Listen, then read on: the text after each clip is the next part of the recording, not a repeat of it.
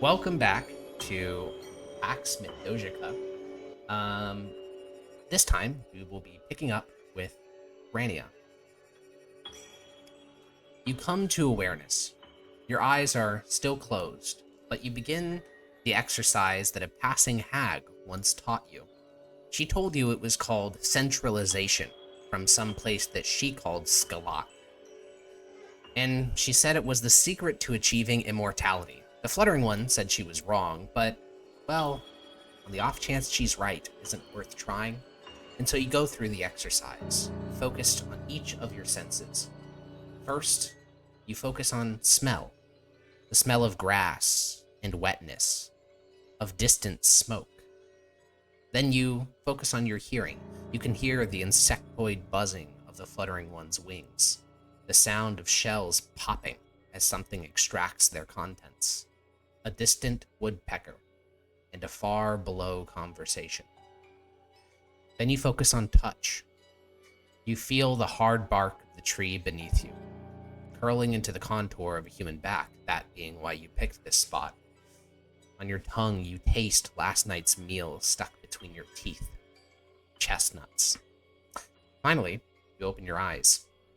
You are 30 feet above the ground, in the hollow of one of Skalatha's many trees, which makes her body. Across from you, the Fluttering One uses a stone to crack open chestnuts and collects their meaty contents into a pile next to him. It's been chestnut season for nearly half of your life, at least according to the Fluttering One. You can't remember a time when it wasn't chestnut season. With his back kind of arched as he breaks open the nuts with a rock, he'll kind of glance over his shoulder at you and say in Sylvan, "Good morning." She'll just smile and nod. "I assume you're hungry. You always seem hungry these days." She'll rapidly nod her head. "You know, you're growing more rapid. Well, I won't say that, but you're growing fast. Anyways, eat up." And he remains cracking the chestnuts, working through the pile. He must have collected these morning. He does sleep, just not as much as you. And after he finishes cracking the last couple, you've already consumed almost the entire pile. Only a couple remain, which he begins to slowly tear open and eat for himself, and he'll begin to ramble. Around you, he's a lot more talkative than around other people, and he'll say, "Strange happenings about. That missing troop of satyrs, the ones from the Green Watcher. No one's seen them still. They're supposed to be in one of the Dewdrop Glades. There's also that glade over in the direction of the Land of Eternal Winter. Gone, with no discernible cause. Burned to a crisp, they say.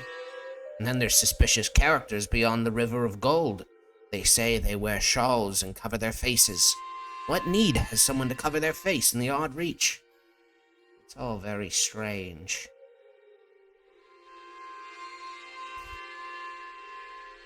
He looks at you. She'll just kind of tilt her head to the side in confusion. All right. Well, I only had 3 for myself. I'm still quite hungry. What about you? You seem like a furnace. I assume I ate enough for now. Yeah. She'll just nod her head All right. and kind of pat her belly as if she's full. We could work on, understanding Boglish, if you want. She'll shrug. Or we could go look for Might. I'm sure that she could, play with you. What do you want? Do I have any way to communicate Might? What is Might? Yeah, Might is a pixie. She is one of your friends? Yeah, she's one of your friends. It feels hard because obviously you can't really talk to any of them. There is no such thing as sign language here. You don't have telepathy. The only entity that you can even communicate with on any level other than hand signs is the Mother of Groves, and she can only initiate that. You can't initiate it with her. So it's a very one-way communication in that sense. But yeah, the pixie is a very excitable 2-inch tall girl who has at least some childish energy in her. You don't know how old the fluttering one is, but he's He seems very more mature than her. curmudgeonly. Yeah. Yeah, I'll make some sort of like fluttering symbol or pixie symbol with my hands, whatever I usually use to indicate Yeah, light. you make a butterfly with your hands, and he'll nod. That works. And he will simply fly out of the hollow of the tree down to the ground. But you have a bit more of an intensive journey ahead of you. Obviously, you've done this, hundreds of times, but you have to climb down 30 feet, and then when you get to the base of the tree, well, we'll get there when we get there. For now, it isn't really even a check involved, but would you like to go down the quick way or the slow way? She's probably excited to go play with Might, so the quick way. All right, you leap from one branch to another. The slow way would be, slowly stretching your leg down, but you've done this enough time. Like You hop down slumping from each one time. branch to another, and before you know it, you're about 10 feet above the ground. And now you slow down because at the base of the tree that you call home for now is a forest gnome village. Forest gnomes are about 2-inch tall humanoids, so if sweat rolled off your face onto their town, that could actually be a very big problem. So you have to completely be very careful in walking through there. Through experience, you know this. You have caused damages in the past, and the Fluttering One did not forget about that. It was days upon days upon days of lectures. So you slow down and carefully walk along the little dirt path that they keep completely open so that you can head through. And you join the Fluttering One, who's balancing atop a reed. And as you approach, he will, hover in the air in front of you, insectoid wings flapping. And as he floats alongside you, you begin to walk through a field of living grass. Every step you take, you pause, you make a hand gesture, and the grass parts, giving you movement to go forward. You're not entirely clear if this is a part of Scalatha or some other sentient plant, but the one time that you disrespected it, it lashed your face sharp enough to cut. So you make sure to take a slow pace through the grass. And as you do so, the Fluttering One will float alongside you and say, "Things just aren't like they used to be. I remember seasons and seasons ago, back in the time of my forefathers, we were at the side of great archfey.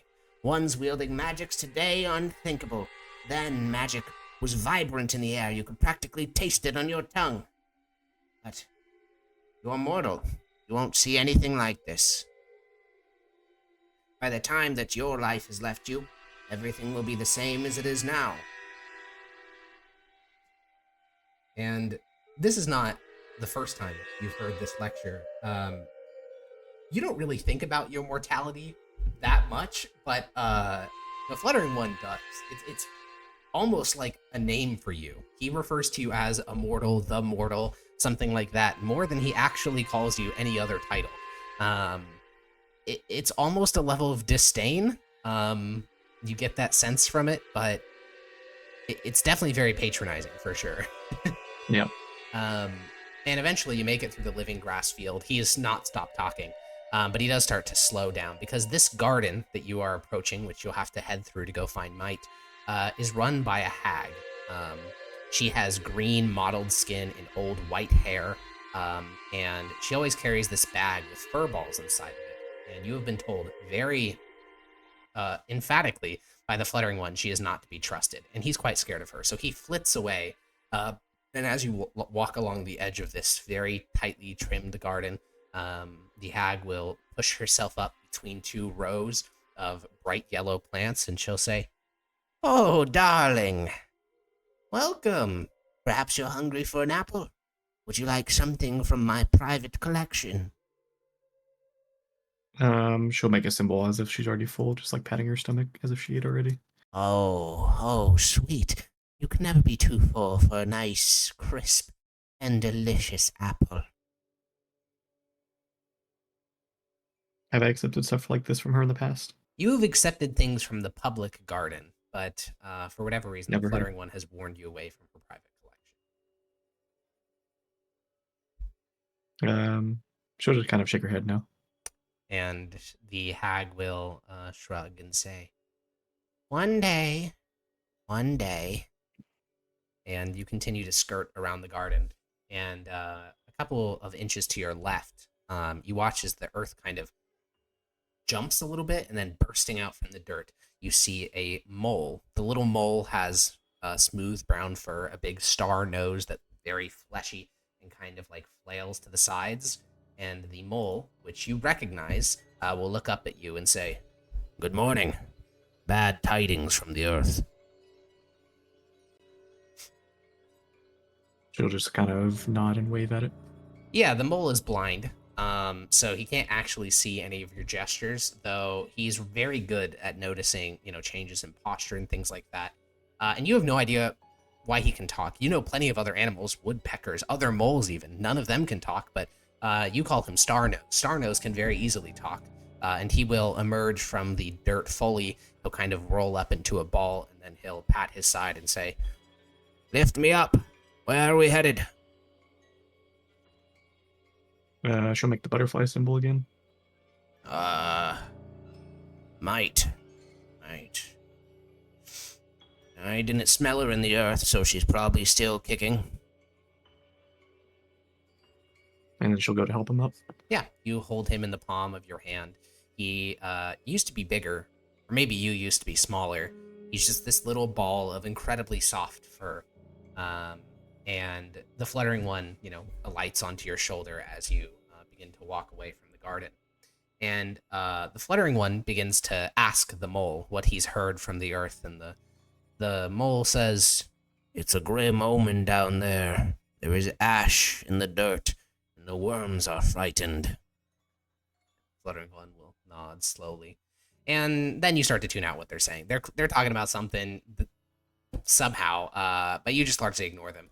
And you start to, kind of drift. You look up at the surrounding trees. They are abuzz with activity. There are only a couple of hundred of fae that are your size, but there are an incountable number of smaller fae, sentient animals, pixies, fays, boggles, and hundreds of others that you don't have names for. It seems if anywhere you go in the Ard Reach, there is something which can speak and love Skalatha. And as you're walking, you notice that the mother tree, the sort of center of the Ard Reach, which you never stray far from, is bustling with activity. Though at the moment you don't see Mike. Okay. Is that abnormal? Yeah, typically the mother tree would have a couple of hags and other visitors attempting to sell their wares to people from the Ard Reach, or, more accurately, barter. But there's generally not that many fae, whereas you can see, just from the distance you're at, there's some grass and some hedges in the way, but you can see climbing the staircase up into the central mother tree dozens of humanoid fae, which is an incredibly rare sight. Grania will kind of like point it out to the fluttering one, point towards them. The fluttering one will squint. "Well, if we're looking for Might, she always finds herself where things are exciting. It could be over there." She'll nod and smile and speed up her pace. He'll say, as you, start to walk a bit quicker, he'll get off your shoulder and start to buzz alongside. He'll say, "She could also be in her glade, though. Not everything that's so busy is always good. It could be bad news." Grania will then like motion towards the glade and motion towards the bustling area. Well, yeah, well, I don't know what you mean by that, but I'm just saying we could go look for her in her home, over at those little grass shacks. No reason to walk into the heart of activity. She'll just nod then and then head towards the glade instead. And as you start to walk there, the mole will kind of rotate on your palm and say, No, let's go to the tree. Let's hear what Skalatha has to say." She'll look at Starnose and then kind of just look back at Fluttering One. The fluttering one says, "Why do you want to go to the tree so bad? All that's ever there is news. We don't need news. Nothing happens here." And the mole kind of pushes some dirt off his nose. No, you don't understand. As I was telling you, the earth speaks of dark omens, of ash-covered fields, of darkness coming in the night, of strangers pushing across pale waters. And the fluttering one looks at him, and the mole leans off his nose a bit more. Starnose doesn't have, eyes, so he can't really stare back, but you get that's the sense of what's happening. And the fluttering one will Grania's look at gonna you. kind of motion towards the bustling area and kind of like make a falling asleep face, and then start walking towards the glade. The mole will say, "If you're not going to go to something interesting, might as well put me down." She'll kind of wave her hand like fine, fine, and then go to set him down. He says, "What? Fine." And as you put your hand down on the ground, he quickly rolls off your hand down into the dirt, begins to crawl through it. And the fluttering one seems very triumphant. And you know the way to Might's Glade. You actually can't enter it. There's just no way you'd be able to walk through those tall grasses without disrupting the village within. But the pixies have set up little wooden stakes around their glade. And as you begin to walk along a babbling brook and over a small stone bridge set up by a domovoi, and along a series of fairy circles established by some local enterprising fey gardener, you see above you streams of pixies flying towards the mother tree.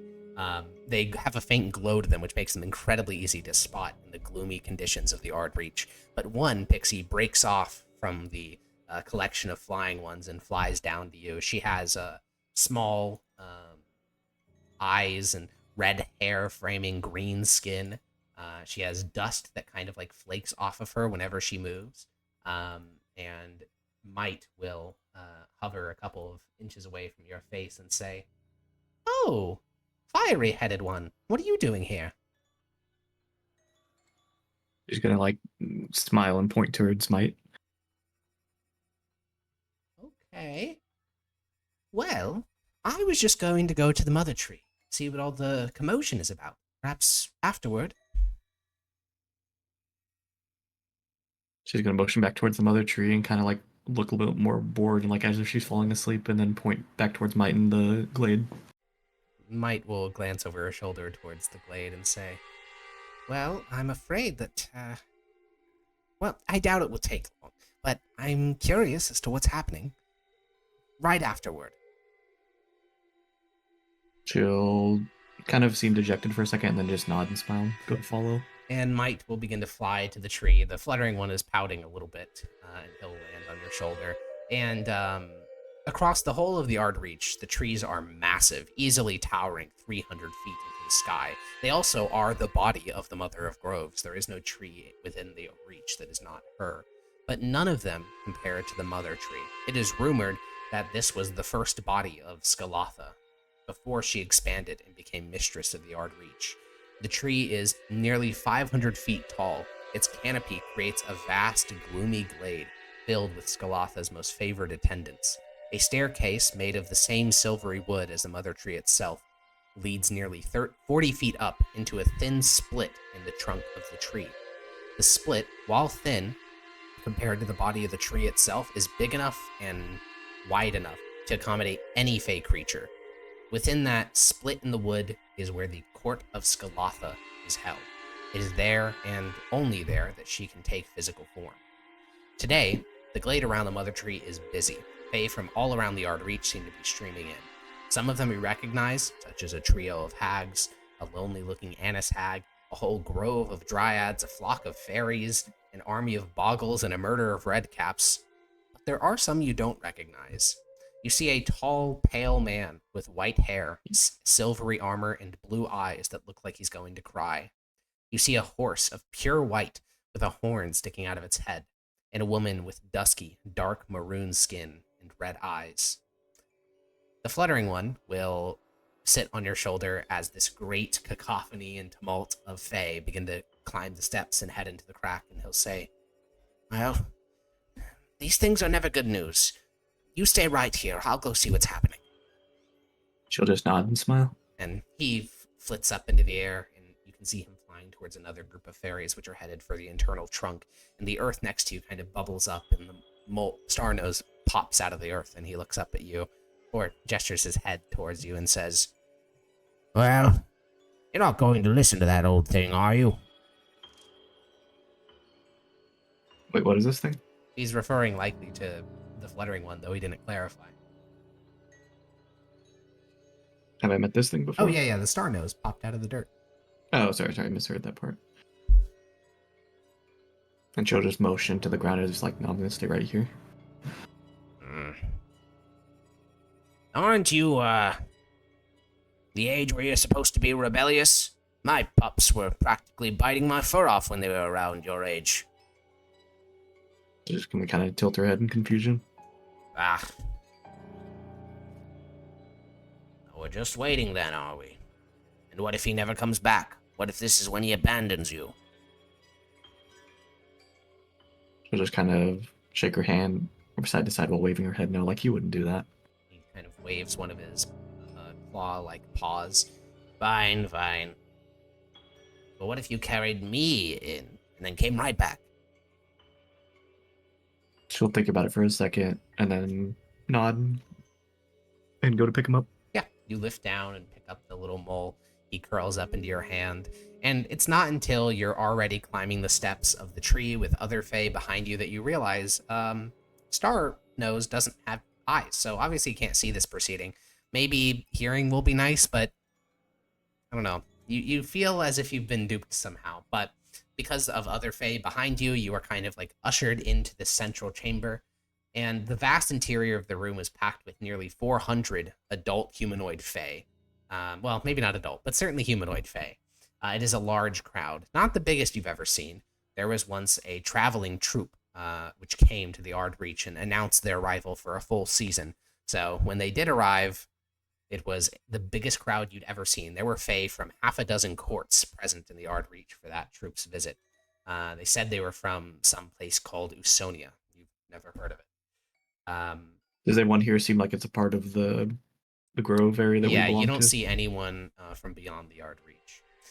Okay. They've roughly organized themselves by social connection, height, and court, if applicable, though since they're all of the Ardreach, they're largely grouped together by species. Those Fae which can fly sit on long, sinuous strands of amber that crisscross the ceiling of the chamber. And a din fills the room, a din of talking. You watch as mandibles click, lips flap, and tongues gesticulate. It's something that seems every creature in the room possesses except for you, whether it's a mean lock, a red cap, or a unicorn. At the far wall of the chamber is why everyone's here. An amber mirror that stretches some 20 feet high and 20 feet wide reflects the room with an orange tinge. Once, when you were very young, you would go there every day to look at yourself. Other than this mirror, puddles were the only way to see your own reflection. But one day, you thought you saw a pair of eyes staring back at you, other than your own. The thought that Skalatha watched you every single day scared you enough that you stopped doing that. And as you hold Star Nose in your hand, you see two good spots to nestle yourself in for the incoming announcement. The first would put you in the lowest strands of amber that crisscross the ceiling, which would allow you to see over the head of the crowd. But it's next to a Yakshash, which, even though you're dozens of feet away, you can smell the horrific stench coming from that rotund Fae. The second one would put you over near a grove of dryads, but they'll smell lovely of cherry and apple and roses, but you're shorter than all of them, so you may have difficulty seeing. I think I still prefer the dreads. Okay. You walk over, you kind of squeeze behind that strange pale man with the silvery armor, and you avoid eye contact with a mean lock. You've heard that they can ensnare you with their sight, so you don't really know what their eyes even look like. And as you approach the group of dryads, the smell of cherry kind of washes over you. And one of them looks down at you and your mole in hand, and she'll smile. And she'll say in Sylvan, but it sounds more like the creaking of like a branch. You need help. She'll like kind of point towards the middle and like kind of like go on her tippy toes to show that she can't see. The dryad will nod and she will crouch down onto her knees and pat her shoulders.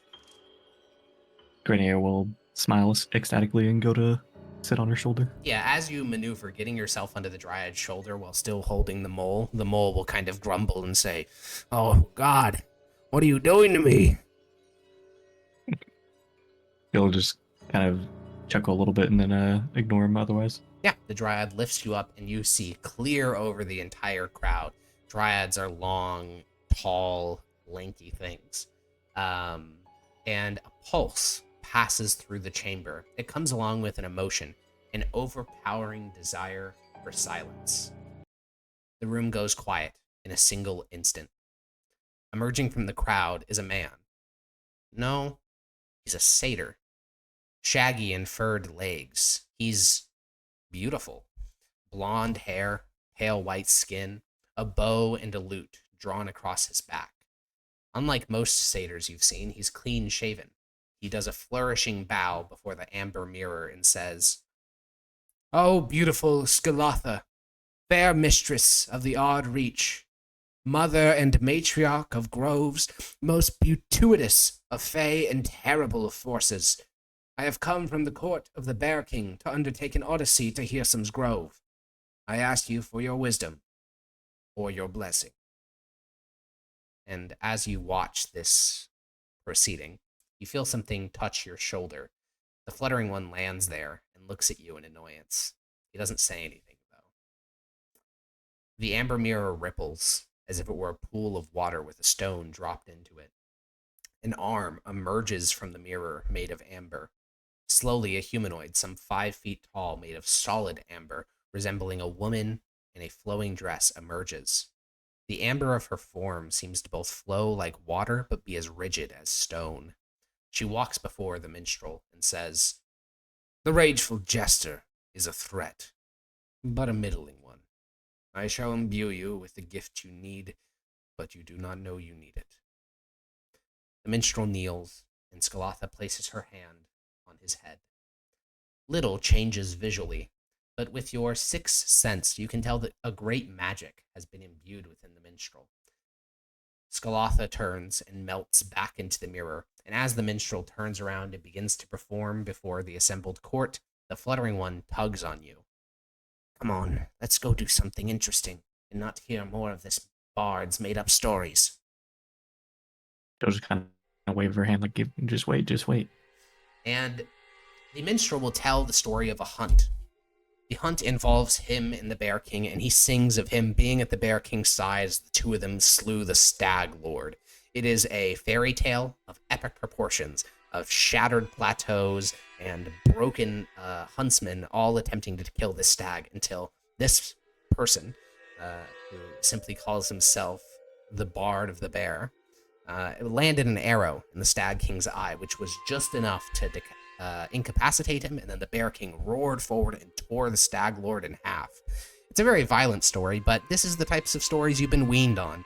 This is just how Fae tell stories. A lot of them are incredibly violent, and this one's not particularly unique in that respect. And then after tearing apart the Stag Lord, his flesh was given onto all the hunters who had participated, and you watch as the bard reaches his hand out in front of him, and then an illusion of a beating heart appears in his palm, and members of the crowd clap.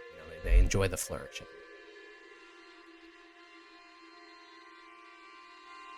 And he goes into another story, and the fluttering one tugs on you again. She'll kind of like motion towards how hard it'd be to get out of here anyway, and then just kind of tell him to kind of motion for him to wait again. He buzzes in annoyance. When his wings kind of clip together like that, you can tell that he is upset. You're sure that you'll hear more about it later, but the bard continues, and this time he tells the story of a party that never ends and a king lost in the woods forever.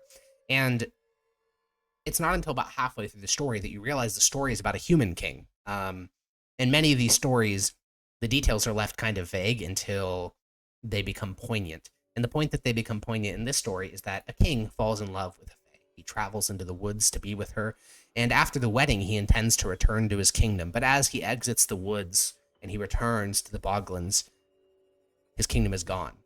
It's been gone for centuries. He's long forgotten as a king who disappeared from his kingdom. And as a mortal man, he has very little life left. But he was given a gift by his fae host. There was a dog that if it was ever let down from a horse, well, the king would return back to being immortal. But as long as the dog remained atop a horse in someone's arms, the king would be immortal.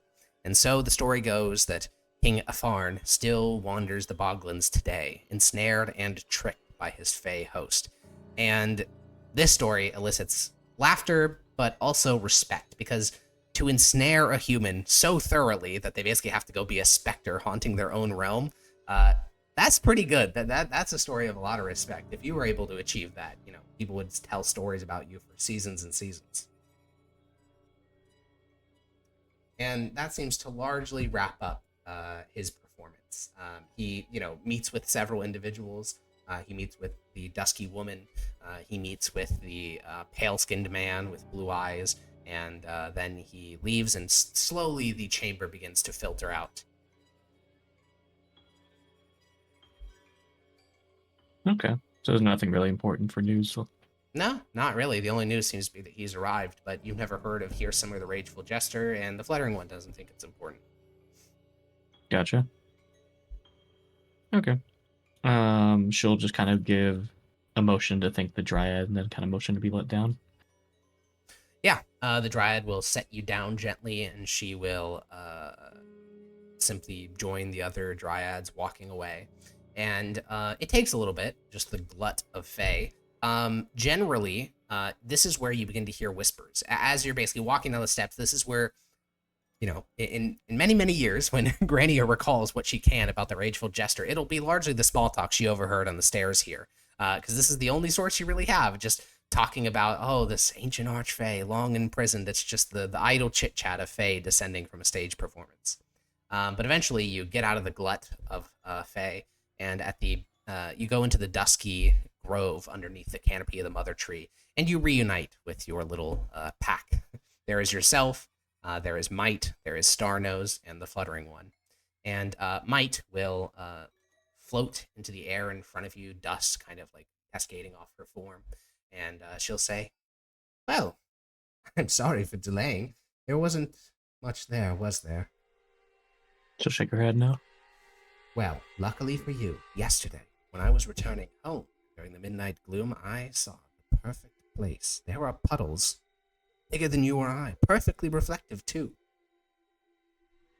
Her face will kind of like light up, and her eyes will kind of shine. And you don't mind getting a bit wet. To find where. Because I fully intend to traipse about. And Might, with her one arm ahead of her, will kind of guide the way. Puddles are a rarity. Because the canopy is so high up and there's so many leaves between you and the sky, it rains all the time. It's wet all the time, but it's rare that it collects in big puddles on the ground. You have to find a place that is relatively untreed, which in the Ardreach is rare. So as Might guides you to this unique spot, her and the Fluttering One talk. It is a consistent thing. It's the biggest thing that the Fluttering One does. And again, you kind of like space out. You start to focus on touching and what's it called? Petting Starnose. You don't know how old of a mole he is. The concept of age amongst many Fae is kind of weird since they're all immortal anyways. But Starnose enjoys the pets to his belly. And he'll say, "Have I ever told you the story of how I learned to talk?" Has he? He's told you it literally hundreds of times. Hundreds of times. She'll kind of like nod, like, yes. I'm going to assume that was you shaking your head. The story started, and then he begins a story that every single time he adds new details or removes previous details. The very first time you heard it was actually a very simple story. He was a mole. He was going through a garden one day. A hag picked him up because he was eating her garden stuff, and the hag cursed him with sentience, which in hindsight, he's actually quite happy of. But every single time he adds more details, like this time he tells you that after being cursed, he went back to the hag's hut, he ate all the earth from underneath her shack, and she plummeted into the bowels of hell, where she still is today, and she's trying to claw her way out, and whenever you hear like noises from beneath you, that's her trying to claw her way up from the earth below. New details every time. In between that, though, you do catch snippets of what Might and the Fluttering One are talking about. Might says, "Well, after the scream, things have grown a bit strange. There's a glade a short travel from our own that simply emptied out. It took on this strange color, and the scouts of my village said we should never go that way anymore." And then the Fluttering One, kind of buzzing alongside her, says, "Well, I am certain, and whatever it is, Skalatha can handle it. I heard from one of the old forest gnomes that 2 seasons ago there was a war between the Mother of Groves and the Green Watcher for half a season. Many died, glades were destroyed, but ultimately, The mother was victorious, as always. And Might says, I suppose you're right, but it's still scary. I'm sure you smell smoke sometimes, too. The forest fires come a lot more often now. Why would the mistress allow that to happen?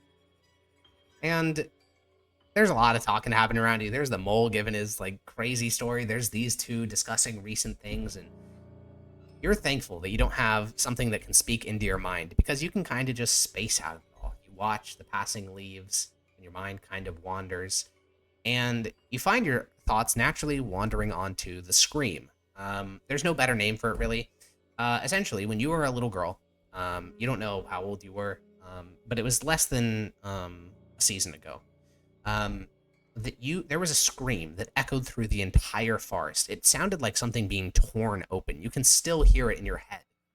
And you had horrible dreams for days and days and days. It was the same nightmare every night. A festering wound, a horrible reptile with black scales and wings, and a human on a mountainside. The Mother of Groves didn't speak to anyone or anything. Some even began to think that she had died until pulses began to return from the mother tree. It was after that that the strange happenings began. Of course, that's been your entire life. You don't know a time before the strange happenings, but you've been assured by the Fluttering One that once the glades were safe. The glades didn't burn. There was no smell of smoke in the air. But you don't know if that's true. And finally, as promised, Mike takes you to a beautiful glade. Dewdrops cling to the tall stalks of blue grass, and in some areas, as promised, there are puddles of murky brown water. They're not as clean or reflective as you were hoping for, but it's better than you could have gotten near the mother tree, and Starnose will begin to tap your palm. I have no use for frolicking about. Set me down. I'll go find some worms.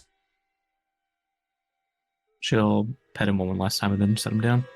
And he immediately beelines it for a log before burrowing into the earth. And the Fluttering One floats up to a nearby tree, and he looms.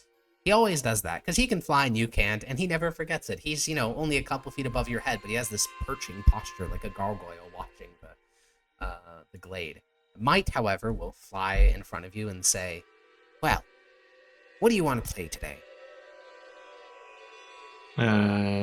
She'll...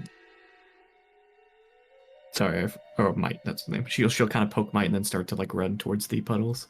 Yeah, Might will zip after you, and admittedly, she is a lot faster, but you can duck and dive and slide and skip, and before you even reach the water pile, you are covered in mud. The splashes of you, diving to dodge Might touching your back. And when you eventually do get to the puddle, you frequently, splash water up to Might. It gets her wings wet, which makes it so she can't fly, so she'll kind of tumble to the earth, but then she'll use magic to clean her wings off and zip back up into the air. And what is your technique? Because she can fly, she's very fast, but once she's going quick in a direction, it's hard for her to reorient. So how are you going to prove victorious? Is she good at maneuvering, or is it just she's fast not in one great at direction? maneuvering, no. So it's probably that then. Try to use the obstacles around me to try to make quick turns or go underneath something and then switch to going over something and doing stuff like that that'll kind of make her have to slow down at those parts. Okay, you duck, dip, and dive and splash water and hide under blue grass. At one point, you disturb a snake in its rest, but as you've been told by the Fluttering One 1,000 times, they're more scared of you than you are of them, and the snake will slither away off into the glade. And you find yourself tired. You've been tagged, so you take a moment to catch your breath. You're sitting on a rock, a little bit above, so your head is just a little bit above the tall blue grass of the glade. You can see the Fluttering One sitting on his branch, looming, looking unhappy. Might is next to you. She's on your knee as you sit here. And the garments that the Fluttering One takes care of that. They are soiled. You will need frequent, very rigorous cleaning of these fabrics. All you know is that they're hard to obtain. Expensive probably isn't a word in your vocabulary, but they're difficult to get because only really the hags and a couple of other more humanoids, like the red caps, they make their own clothes. Most of it has to come from those two groups. Because you can't wear a pixie shirt or whatever. So as you pant, recovering your energy, you hear a scrape from the edge of the glade. It sounds like something like dragging against a rock. I'm assuming I haven't heard anything like that before. I mean, it's not entirely foreign. It's just the sound of like something hitting a rock, like a rock hitting a rock, or like you've heard the sound of a turtle dove dropping a turtle onto a rock, and it makes this like distinctive clacking noise. It's kind of like that, but a more prolonged like scrape. Okay. I'll kind of like sit up slowly and like look towards it. Yeah, Might will float up until she's about eye level with you, looking out in the same direction. And under the gloom of a low canopy of bushes, you can see a vaguely humanoid form staring out at you with two red eyes.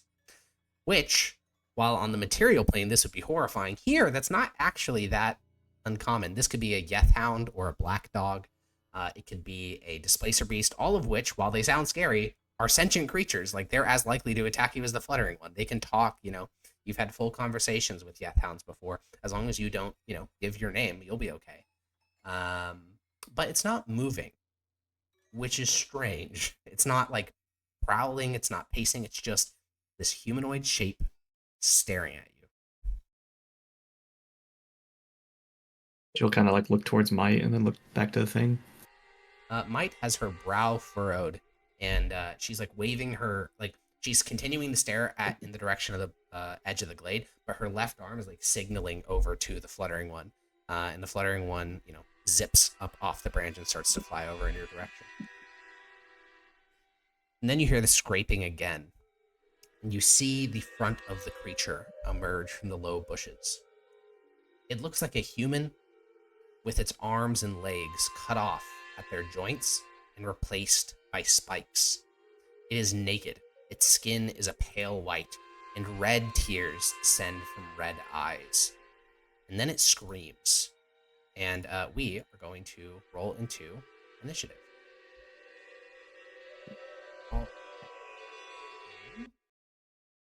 I will roll for Might and you. And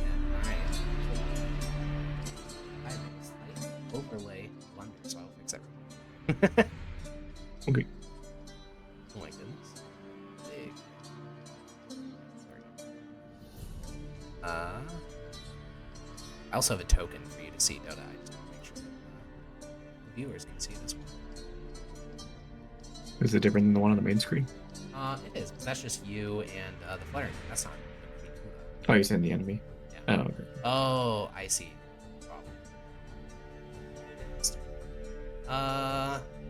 This is scuffed, but it'll have to do. I mostly just wanted to show the creature. This is very scuffed. Holy moly. Apologies. This is what the creature is. Gotcha. Yeah. Oh my god. Okay, where it's scuffed. It'll have to do. Anyways, I don't know what to initiative now. Oh Christ almighty. Yeah, this is my first time running on this setup, let me tell you. Non-idea. Okay. Yeah. You have a special character sheet. Yeah, I saw it. Yeah. Have it open. Use that for initiative. But I don't have magic yet. No. We're just a child. Okay. Holy. Copy that.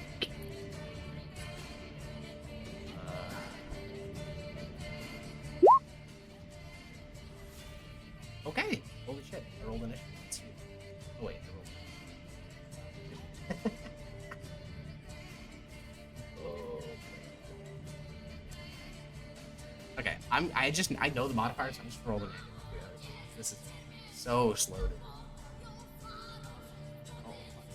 Okay, mine's +1. So that's for Mike, and this is for. That's not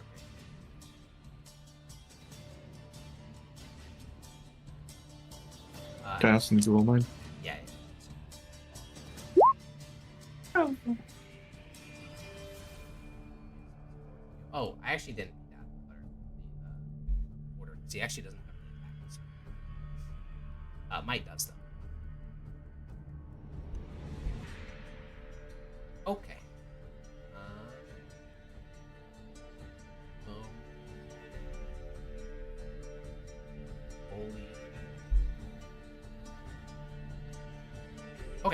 So, a creature acts first, whatever it is, and it walks on those like spiky legs, so it actually moves pretty slowly. Like every time it takes a step forward in the mud, it sinks like 2 feet up to basically the base of the spike, and then it has to pull its next spike out. So it is full body sprinting at you, like it's tilted at 45 degrees as it plunges through the mud of the glade, but it's not even like halfway to where you're located. Not to make it less scary, I mean it is still horrifying, but that's about how much progress. It's still a healthy distance away. Might, on her turn, you watch as she withdraws from her little pouch at her side a tiny little stick. For you, it would be a wand. Like for her size, it's a wand, but for you, it's very small. And she gestures the little wand in the direction of the creature, and dust shoots out from her as she casts the sleep spell. And I will have you roll for her. Real quick, I think at her level, it would just be full D20. Sleep. 5d8. No, 5d8. Okay. As the spell is cast, the creature does not stop. And you watch as Might's expression goes from concerned to very concerned. And it is your turn. I'm assuming I'm supposed to run these situations, so I'm gonna start trying to. Unless you have another idea. Leave. Not particularly. Okay, well, run it is. So you're just I don't think sprinting there's your really, full like- distance away? I guess I'll ask this first. There's not anything like a tree that's like more prone to falling over, or a branch above it, or anything like that that I can even assist with. Yeah, so the main things in this glade are tall blue grass that's about to your head height, so like 4 feet tall, puddles of water, and the occasional boulder. That's about it. Okay. Then yeah, if there's, I think I'm just dipping them. Okay, I'm you assuming that's sprint what I'm supposed to be in away. a situation when they're defending me. Yeah. You sprint away, you crawl off the rock, you begin to run through the mud. And unfortunately, the problem which afflicts the creature also afflicts you. I mean, the second your feet hit the mud, you start to get sucked into it. There's this, squanching sound as you try to pull your feet out of the muck and continue to run. And so as we move to the creature's turn, it screams full volume. It is not only painful, it is potentially debilitating. Let's get a con save for you, a con save for we'll roll for Might, which is a D20 minus 3. That is a pass from Might.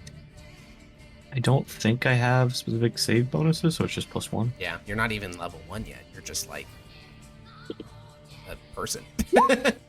Holy moly! Okay, you and Might both pass as you cover your ear and continue to push away. And the horror will continue to push forward through the mud. And Might doesn't have any magic left. So she will fly to you and with her entire body try to pull you forward, but it is negligible. I mean, she can handle maybe a pound, like if that. So then it is your turn. The creature has scrambled up onto the rock that you were previously on, and while it was moving slow, you now realize that in the muck, you move about half as fast as it means. You have about 6 seconds before it moves up. Is there any area that it looks like it can't chase me through, like that's smaller or that I can crawl through, or You were branching right in the away? middle of that glade.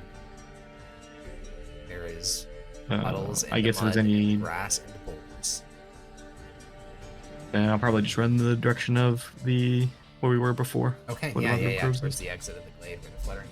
Okay. You sprint Yep. full speed as quickly as you can, and as you push through the muck, make me a dexterity saving throw.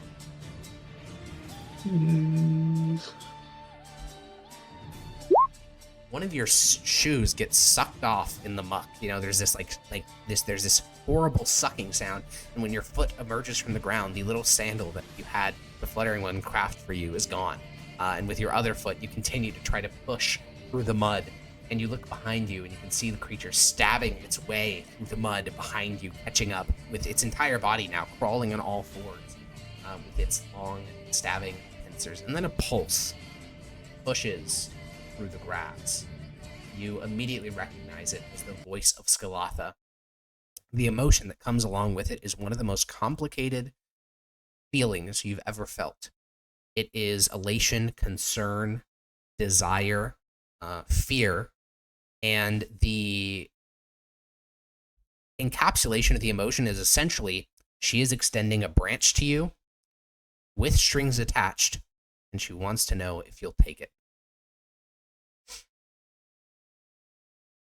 I think for the most part, she has no reason not to trust her, and in this situation, she needs help. So yeah, she'll take it. Okay. You take the branch, and that sixth sense of yours, that thing that you have no word to describe, the thing that can detect magic, explodes with recognition that, similar to what happened to the kneeling minstrel, has now happened to you. There is magic within you. So on your turn, you've gotten about 15 feet forward in the mucks, sucking off your sandal, preventing you from making any progress. But you have your action available. So from that list, what would you cast out of instinct towards the creature? She's probably not thinking about anything else beyond just stopping it, so I think she just Eldritch Blast it. Okay. You turn around and your mouth opens, and all that comes out is this hissing, guttural breathing noise. I mean, you can't talk. You don't have vocal cords, so the only sound that comes out is the escape of air. And you can roll an Eldritch Blast attack. It will be the equivalent of a 7th level Warlock casting it. Sorry, higher than 7th level. What level do Warlocks unlock Mystic Arcanum level 7? Is that like 14th or something? I know it's really high. 2 beams at level 5, 3 beams at 11, so just 2 beams. Yeah. Well, I think it'd be 11. Or are you saying something else? Yeah, what I was asking was, Warlocks get access to Mystic Arcanum 7th level spells at a certain level. That is the level that you're casting. So that would be equivalent to it, really. It's 3 beams, so just roll the 3 attack. That would be fine. 13th level. You're the equivalent of a 13th level Warlock. Is it Charisma to add 20 plus 3? Indeed. Alrighty. Bursting out from your hands, not in any particular direction, are 3 blasts. One, and this is fitting, goes completely out of the way. It zooms off to the left. Without your voice channeling and directing it, it is, wild magic. It simply veers off and strikes some distant branch, and it shatters it. The other beam goes roughly in the direction of the creature, but slams into the mud halfway between you. But the third beam that shoots out from your body, this crackling bolt of green eldritch light, smacks the creature square in the chest. And we are going to do 1d10.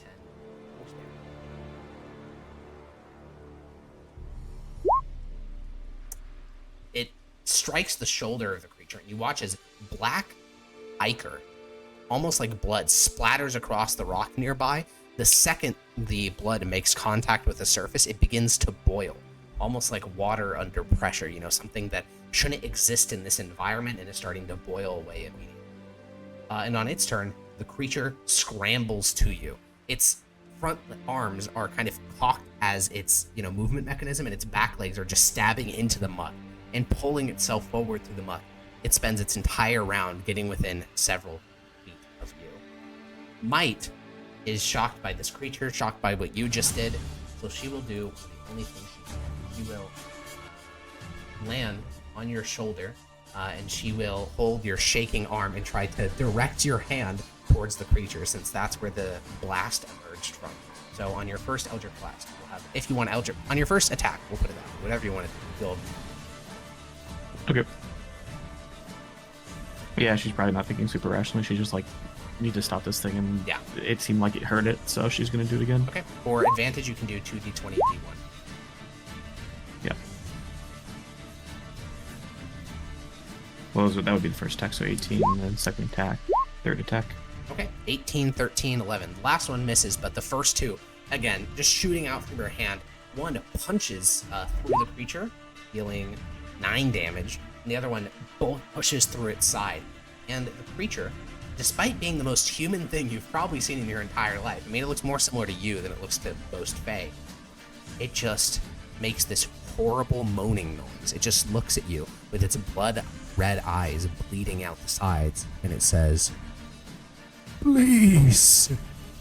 And it's still crawling, barely. One of its little spike arms has been blasted off. It's basically just using one spiky arm to pull itself toward you. And on its turn, it crawls within several feet of you. I mean, you're stuck in the mud at this point. You've just turned around. You've just been blasting at it. And it's continuing to crawl, leaving these long drag marks through the mud. And just as it's about to lift up its front right paw to stab towards you, the fluttering one from just above it begins to wave his arms, and he says, "Look at me! Look up here, up here!" And gives you just one final chance. Might, once again, she's shaking too, tries to guide your arm to point at the creature, which is within feet. Close enough that it can attack you. Okay, first one hits, second one misses, third one hits.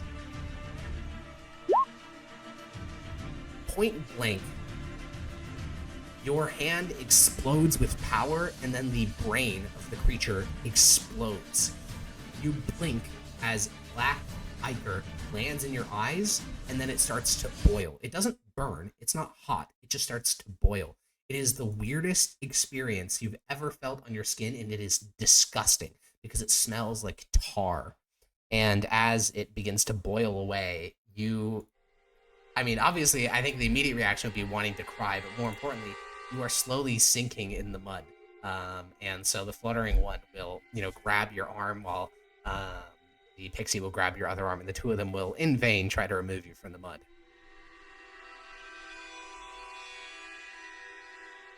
Gotcha.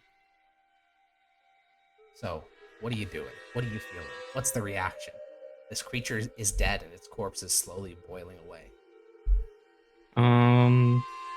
She's still not used to the magic side of things, but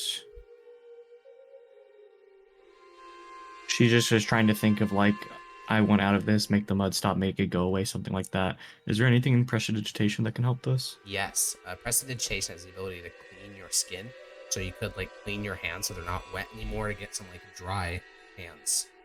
So I think, as you say, I want to get out of racing here. through a lot of different things. It's like, get this off of me. Yeah. And that's what kind of activates it. Yeah, as you say that, mud literally, bursts off your body. Mud flies from your hair onto the surrounding earth. In a moment, your entire upper body, even your clothes, which you were worried about earlier, are completely clean. And the pixie Might floats a couple of feet away from you and says, How'd you do that? She kind of, looks at both of her hands and, she's just as confused, and she's just like, I don't know. She's kind of freaking out as well. Yeah, she's just shrugging and looking around.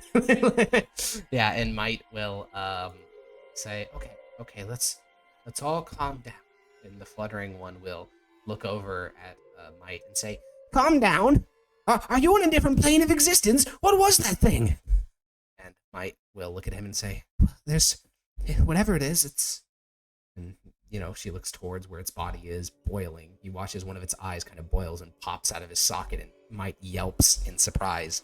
And the fluttering one looks at you and says, look, I don't know how you're doing this, but can you get us somewhere safe?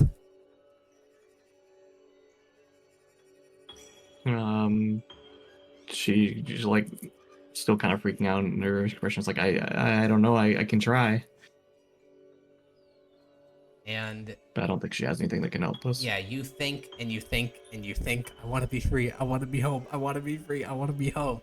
And nothing happens. But luckily for you, the thing which was causing you to sink was your panicking, the flailing about in the mud. As you calm down and the mud itself starts to solidify a bit, you pull your other foot out of the ground, your sandal is sucked off, and barefoot, you can take a couple of staggering steps. And by the time that you are on solid ground once again, out of the glade, the creature has completely boiled away. Might is with you. She is standing on the grass a couple of inches away from you, laying on the ground looking upward. The fluttering one is sitting on your chest. He seems to be investigating you, looking at the strands of your hair, seeing what's changed. And then a pulse pushes through the woods. Only those that the pulses are intended for can feel them, so you can tell that you have been summoned to She Who Thunders.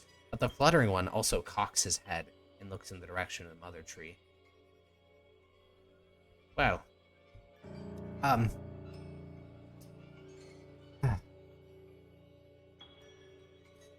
Green, it seems as if I have been called upon as she who thunders. So, I suppose I'll have to make your acquaintance again at a later date. And the fluttering one starts to fly up. He clearly assumes he's the only one that's been summoned. She'll like go to reach towards him as if like, don't leave me here. Yeah, you grasp, kind of in vain at his feet as he starts to fly away, and he'll spin around and say, "Oh, I'll be back very soon. You can start making your way back to the garden." She's still pretty upset about the situation that just happened, so she's not really thinking about it right now. She's just thinking about him leaving. And he'll float back down, and the first time all day, he kind of softens a bit, and he'll say, "Well, you can join me to the base of the stairs." As her tears are starting to like slow down, she's kind of like nods. And She's supposed to follow. he kind of hovers at your side, holding your hand. His hands are quite like spindly and large, so they're actually pretty similar size to yours. So as he holds your hand, the two of you move in the direction of the mother tree. Star Nose does not make a reappearance. That's not very shocking. He's got kids to feed, okay? And Might, kind of shaken by this experience, returns to her glade. So soon enough, you make your way to the base of the steps, and the Fluttering One tries to explain that, he needs to go. Like, you're not supposed to be going inside with him. And then clearly he receives another communication by Skalatha because he slowly comes to awareness that you're also supposed to be coming in with him. And so the two of you head inside. As you climb the steps to head into the heart chamber, the Fluttering One nervously bites his fingernails. Eventually, you enter into the courtroom and see the amber mirror, towering and containing the essence of an archfey. Then the mirror goes liquid, and out steps Skalatha, made of amber. The Fluttering One stands in awe. Skalatha speaks just to you and the Fluttering One. Her voice is like the overlapping of rustling leaves, creaking woods, and the babbling of brook. It's like she's not really speaking with a voice, but instead using the sounds of nature to recreate the sound of a voice. "Flying peacock," she eyes the Fluttering One. "You have nearly failed your charge. Therefore, you are to be bonded as her familiar." The Fluttering One goes from awe to shock to rage. He lands on the ground and steps forward. "What are you talking about? I've seen pixies taken by boglanders by infernal magics and not seen again till the passing of seasons. They were taken as familiars. Why would you have that happen to me? Please!" He points back at you. "She's just immortal anyways. Why do you even care? Mistress, please!" And Skalatha looks down at him and up to you. "We are bound, child. Focus. You'll feel my heartbeat alongside yours." And when you focus on your own chest, you only feel your own heartbeat.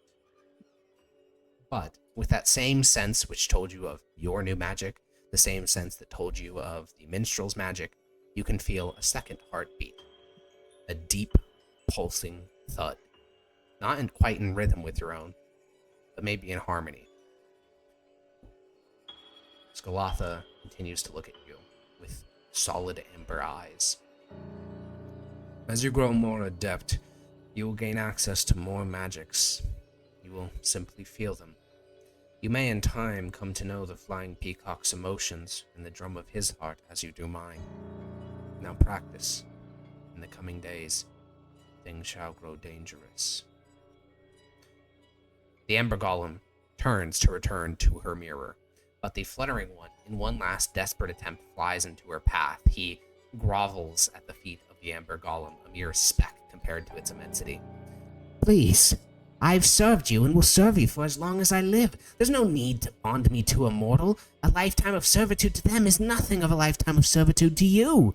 Please let me remain free." The amber form of Skalatha goes liquid, morphing around the Fluttering One before merging back with the mirror again.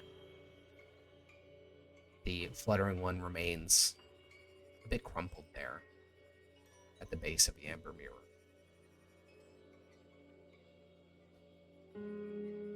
And we're going to take a 5-minute break. We'll be right back. Okay.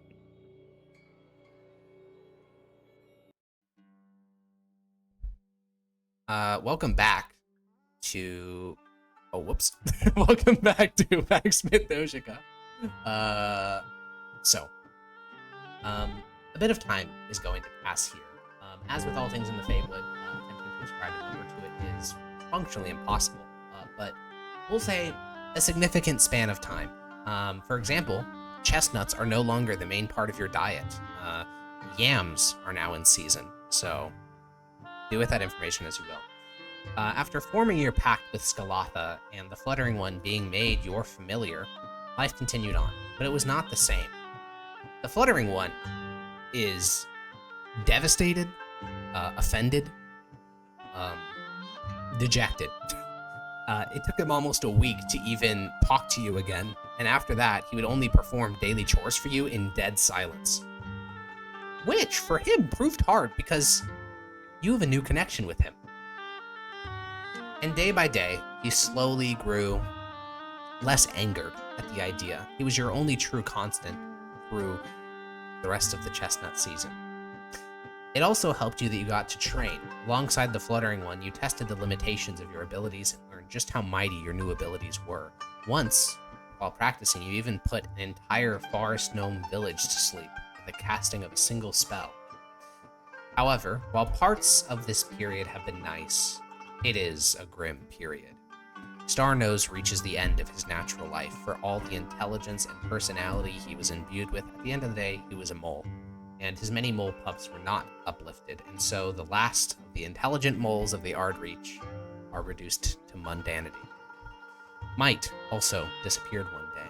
When you went to the Fluttering One to ask after her, you learned that Might's glade had been consumed by the corruption. It has been a dark time. Rumors say the Ardreach shrinks each day.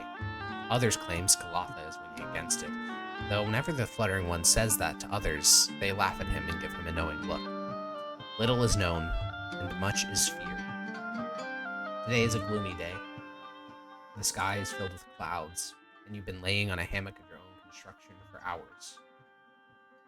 It's hard to get the motivation to do things in this type of weather, but it's always been this weather.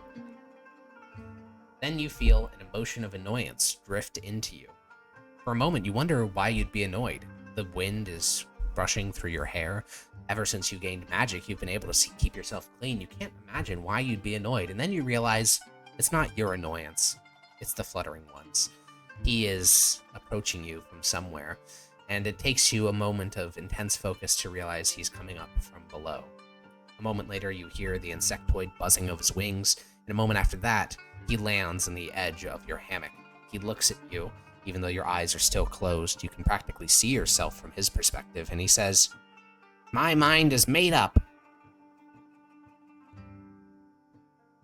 We'll kind of slowly open our eyes and look at him. I want to go to the barrier. The barrier of the corruption. Are we able to communicate with each other through these, or is it just feelings at this right point, now? it's been quite some time. I think that full sentences are way beyond the scope, but emotions you can, and with emotions you can convey basically the equivalent of sentences. Okay. Yeah, basically just confusion, or like, why would we do that kind of feeling? Yeah, I mean, you notice on his face your own emotions reflected, because at this point your bond is a very messy thing. He'll feel stuff and you'll think they're your own emotions. The line between you and him is a very diffuse one. So when you start to feel confusion, you watch as his brow furrows in confusion, then he kind of shakes it off and says, "There's so much rumors and hearsay. Travelers coming in, hags, lost people, and they all say different things about it. I want to know what the corruption really is. Why are things getting worse? Why is the weather like this?"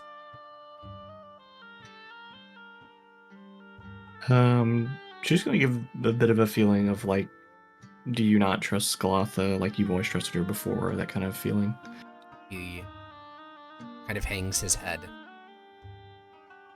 The Of course I trust Scalatha. If I didn't, go to the court of the Bear King. I hear it isn't too far. At least not too hard to get to if you have a good boatsman. But he looks at you, and you start to feel really sad, and it takes you a couple of moments to realize that it's not your own sadness. I don't know why he's feeling sad. Might is dead. Her whole village is dead. Don't you want to know why? Was this recent? She just disappeared as far as you know.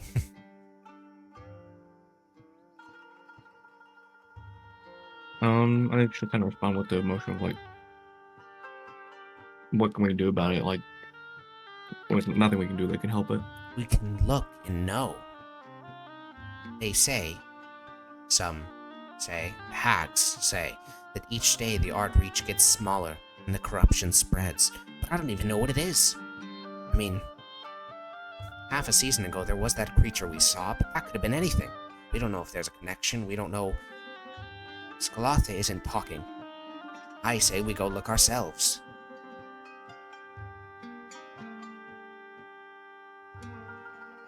I think she'll just express like resignation and agreeance. He rolls his eyes incredibly heavily and says, can't you be enthusiastically agreeing with me for once? You know, when I couldn't feel your emotions, it was one thing, but now I can know that you don't want to go.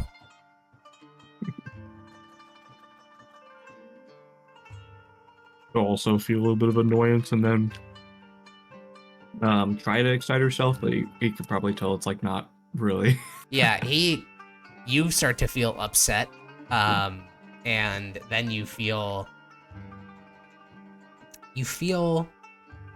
like you're adorable, which takes like you have to disentangle that thought real hard, because what he just sent you was like the emotion of like aw, but also like the thought that he's protective for you. That was some weird shit. Like that was a weird thought. It takes you a moment to be like, that's his fully formed thought and emotion moving into my brain. And he'll just say, fine, you don't have to like it, but we're going to do it. And I don't want to do it alone. That she'll kind of resonate more with that feeling of camaraderie and we should do this together. Yeah. And as you descend from the tree, he talks less these days. There's plenty of people to talk to. I mean, Starnose is going to die pretty soon. I mean, wolves don't live that long. And the disappearance of Might's Pixie Village is not that big of a deal. Like, the Artereach is still vast. There are tons of Fae living here. He talks less because he's always sending emotions to you. Like, there is no off switch for your relationship here. This is not like, you know, mature Grania where you and the Fluttering One can choose to hide things from each other. This is just an open faucet, and every thought he has goes into your head. It's much like his yapping before, but now it is permanent, as long as you're within a certain vicinity of him. Right. How do you feel about that? It's probably taking a while to get used to, yeah. Yeah. She probably doesn't filter emotions either, so he'll probably sometimes get random things of like annoyance or frustration and things like that of him always talking, and he probably won't know why. Yeah, the two of you have like 3 heartbeats, because Scalatha's as well, 2 sets of thoughts and 2 sets of emotions. That's a lot to like parse and try to figure out where you start and other people begin. She's definitely not as, or she's less resistant to being like, oh, cool-headed or understanding about it. She probably gets frustrated by it a lot and is very volatile. Yeah, back when the yam season started, you have this very distinct memory of, you don't like yams that much. You don't hate them. They're just kind of mid. But you were sitting near a small little fire pit and they cooking, and they smelled incredible, which you didn't understand because they've never smelled this good. And it wasn't until you'd eaten all the yams, you'd like gone to bed, that right as you were about to fall asleep, you had this burst of emotion from the Fluttering One, that when he was a mere fairyling, it was also a yam season, so many seasons ago. And he has very positive memories of that. So he completely like changed your perspective on this food just by like passively sharing his enjoyment of it. It was very strange. And I don't know if Grania would consciously think about this, but you know, who knows how much other things she doesn't actually particularly like, but because of this deep, you know, connection, she kind of does now, or vice versa. But yeah, the two of you go along. The fluttering one doesn't say much, but you can tell that his fear and anxiety are growing. He, one, you can feel through the emotional bond, but two, even if you didn't have the bond, you'd be able to tell. He's kind of doing loop-de-loops as he flies. He's biting at his claws. He's occasionally landing on a branch, doing like little like kicking motions that he does sometimes, and then going back to flying. And you are headed in the direction of Might's Glade, with the fluttering one guiding you through dense underbrush, getting your hair caught, tangled, and torn. Eventually, you see the rock he was talking about, a rock that views Might's Glade. It looks like a vast dragon claw stabbed into the earth and severed at the wrist. It towers nearly 30 feet high, and at the apex of the ankle of the claw, it towers nearly 30 feet high at the apex of the claw. So if it's like a claw plunged into the earth and you cut it off at the wrist, that wrist would be 30 feet up. So it'd be quite a bit of a climb to get to the top of it. So the fluttering one's just going to fly. He flies to the top, and immediately you can get the sense that he's bored, which is, pretty insane since he knows you don't have wings. And also, when he gets to the top, he can feel your emotion of like, what the fuck? Like, I need to go climb this now. Yeah. But he makes no moves to help you. So what's the strategy here? It's sloped, lots of little grabby bits, but you also have, sandals and a plain cloth dress, so it's not like you're, equipped. Yeah, I think she'll just try her best to take it slow. Just climb up it. Are we going barefoot? We going with sandals? Yeah, I think she'll have to take the shoes off. Okay. Oh, what happened? Are these new shoes that were These made by are the new fluttering one, or shoes. what are these? Yeah, those got lost in the mud. Then whenever she takes them off, she'll still take them with her. I think. You take off the sandals, you hook your fingers between them, and you start a slow, plodding climb upward. You're annoyed, and the fluttering one is also annoyed. He's also scared, which increases his annoyance. It is definitely like a feedback cycle of you being like, it takes me forever to get up there, him being like, you're so damn slow. Also, both of you are kind of scared about what you're going to see when you get into that glade, but the fluttering one can already see it, so he's getting more scared. It's not good, but eventually, you make your way to the top of the claw. And from this rock formation, what you see takes a couple of seconds for you to understand. You understand like why the fluttering one didn't try to describe it to you while you were climbing. The glade is black and white. It's completely monochromatic. It's unlike anything you've ever seen before. The light of the sun cast down onto that glade is a pale white. The greens of the grass are dark black. Beyond that, though, the glade is in perfect repair. It is littered with beautifully intricate small grass houses of pixies, as well as dew collectors and small plots of fungi in the shadows of the home. But no pixies. You can see a spot only some 10 feet from the base of the claw that you are, on the top, where the color shifts. On your side, the dirt is brown, the grass is green, the trees are blue and orange. On the other side, black and white.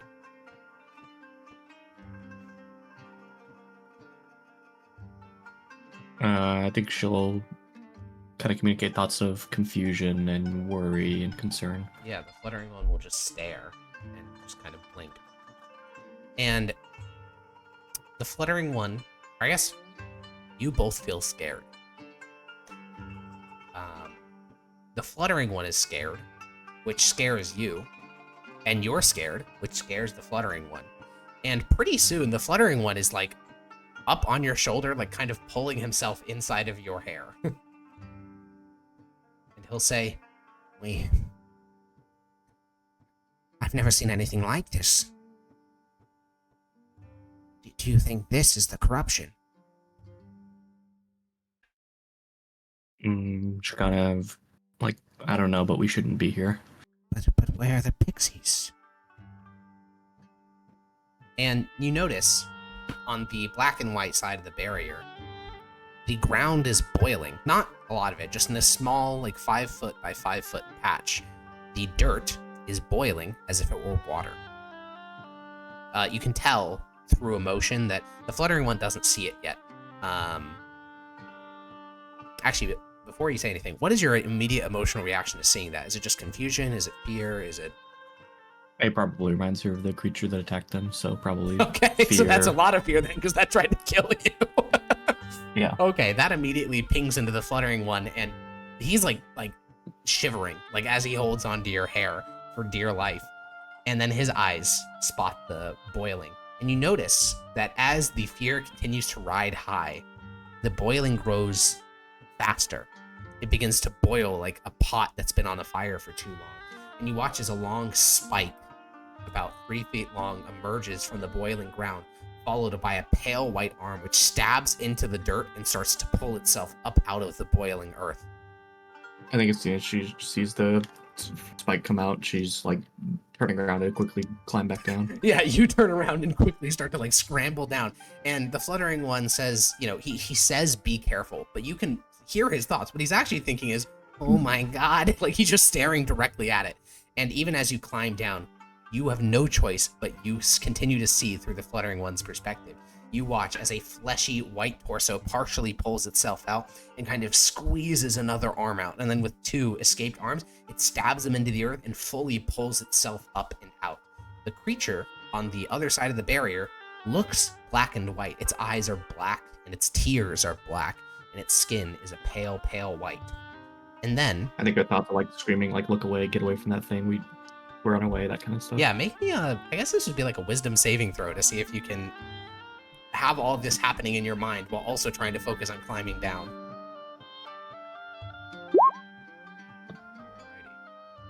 Is it 11? Okay, yeah, you manage to, you do slip, but it's like 3 feet from the ground. So you kind of fall backwards and kind of spin around and get up on your feet and you just start sprinting. The fluttering one is not sprinting, which means you continue to see this. And you watch as like a character emerging from a painting. There's this horrible sense of, it's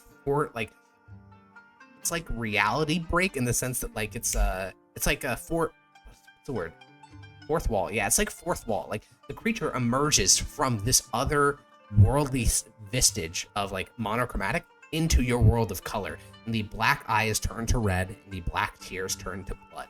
And the fluttering one freaks the fuck out. He like completely like sputters as he goes to fly off the rock. He kind of tumbles in the air for a moment before his wings catch him again. And he is way faster than you. So in a moment, he is on your shoulder. And he like has one hand on the back of your neck, the other hand on your shoulder, and says, oh my God, keep going, keep going. Don't look behind us, please. She'll just keep running. Yeah. Do you have any spells to assist in your movement? Or slow it down without looking behind you? No. Okay. Well, as you push forward through the underbrush, following the same path you took here, you hear scraping and thudding behind you. It is the sound of 4 spikes plunging into the earth every few feet to hurtle itself forward. And the fluttering one looks behind you, and you spot as the creature, for whatever ungodly reason, is currently on its back, its arms extended underneath it, pulling itself towards you. Its head is upside down.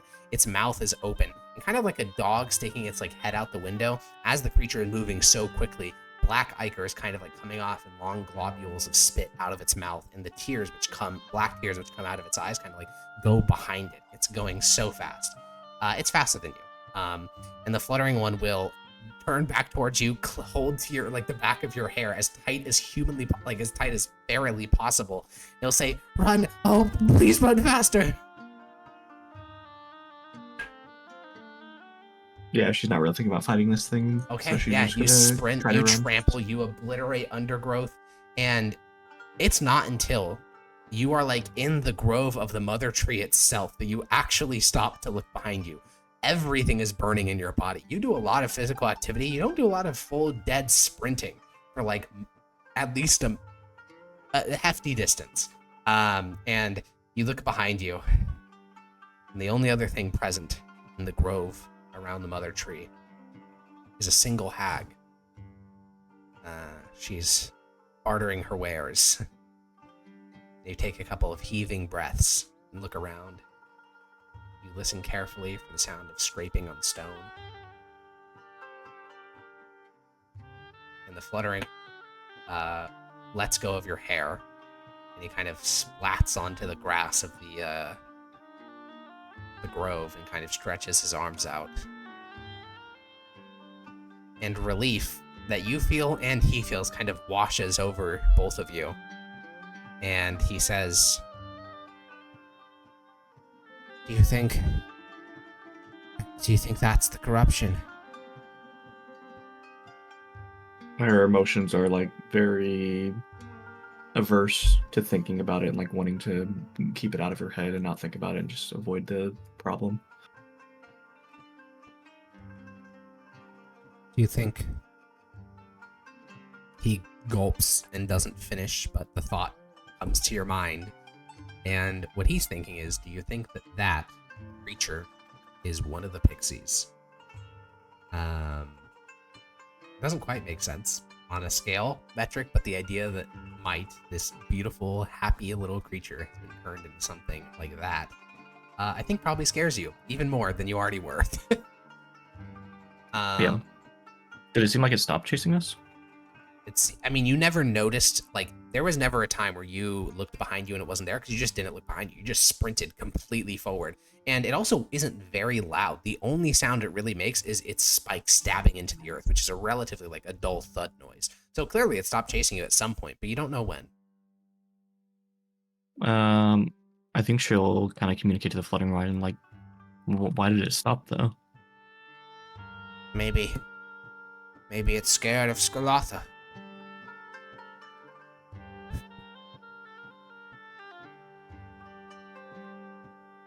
He doesn't really believe that explanation.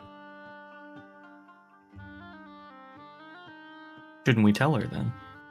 You think she doesn't already know?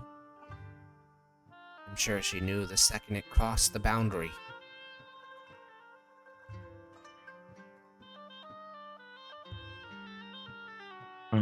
I think that probably just gives her a sense of like uneasiness and unsure what to do next. Yeah, he'll take a couple more heaving breaths, and then your stomach growls, and he looks at you, and that deeply upsets him, which you can feel his emotions, but this time you don't actually get his thoughts. You have no idea why your stomach growling would make him incredibly annoyed, but he is. Like, just the fact that you have hunger upsets him. And he will say, Oh, you are an abominable creature of flesh that needs constant food. We have yams. I assume you won't complain about yams? I think after being a little bit berated, she's a little bit more like dejected and feeling down and just like accepts it and just, yeah, I'll eat him. And the two of you journey back to the tree.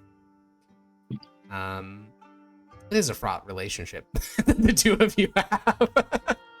And after eating some yams, this time, you do feel the creeping sensation to like them, but you reject that. You will eat these yams because they are sustenance, not because the Fluttering One mind controls you into liking them. Not intentionally, but he's still doing it subtly.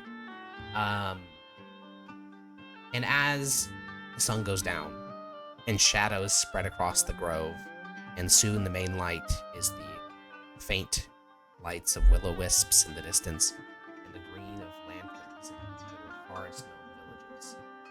A pulse moves through the forest, and you and the Fluttering One, and based on the reactions of many of the Fae that you pass by, every Fae in the Ardreach has been called to the Mother Tree.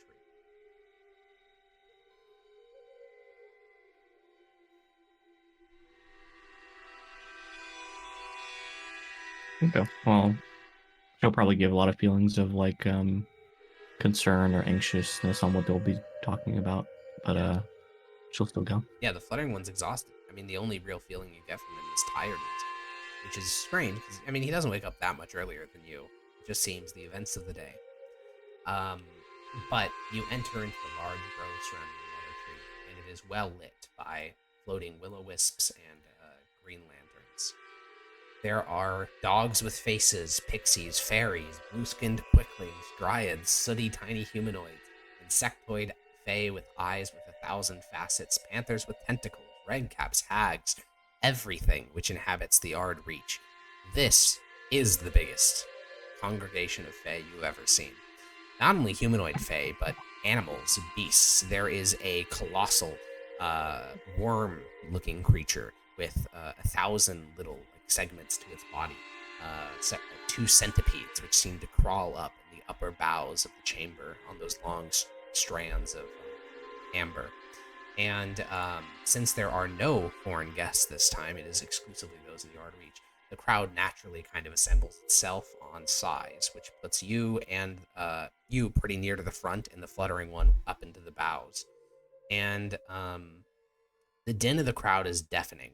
They speak in 1,000 tongues, the chittering of insects, the tweeting of birds, these calm, sort of swooping words of Sylvan, the roughness of Primordial.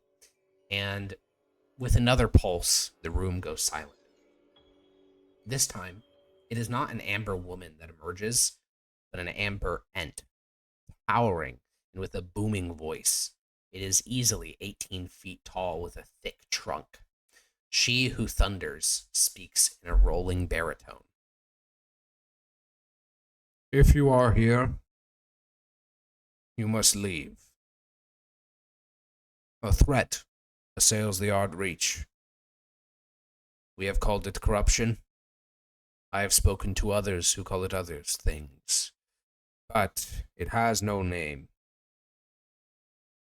It is an intelligence that does this, for the corruption moves with speed and accuracy. As many of you suspect, I am sure, it began with a scream. But as of now, I cannot stop it. Those of you who are here are those that I cannot protect, and I cannot rely on to protect themselves. I do not know where you will go, but you cannot remain here.